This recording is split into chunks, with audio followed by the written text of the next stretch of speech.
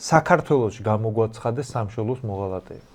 აი პირდაპირ აი სიტყვით ეხა ამერიკის პრეზიდენტი რასაც ამბობს, რომ ამერიკელები ვატყუებდით უკრაინელებს, რომ ნატოში შეგიყვანთო, მაგიტო მოხდა ომი, რო არ მოგვეტყუებინა, ომი არ დაიწყებოდაო.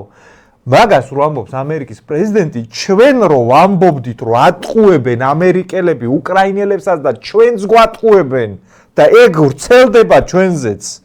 უკრაინა თუ ვერ შედის ნატოში, ჩვენ მით უმეტეს ვერ შევდივართ, გვატყუებენ ამერიკელები და არ არის არანაირი ნატოს პერსპექტივა, მაგას რომ ვამბობდით, გამოგვაცხადეს სამშობლოს მოღალატეებად.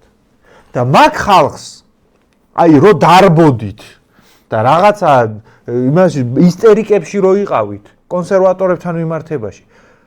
ნამუსი რო გქონდეთ ოდნავ მაინც. ეხლა ბოდიში გაქვთ მოსახდელი ჩვენთან, რო იცოდეთ.